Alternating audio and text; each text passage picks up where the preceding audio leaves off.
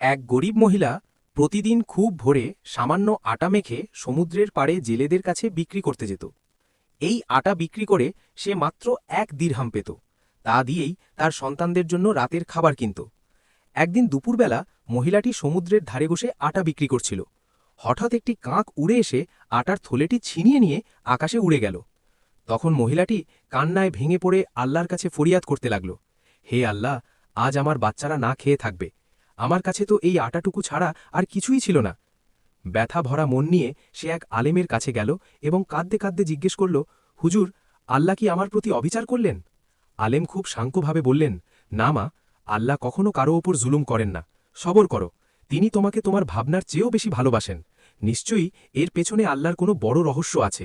ঠিক সেই মুহূর্তে দরজায় জোরে কড়া নাড়ার শব্দ হল।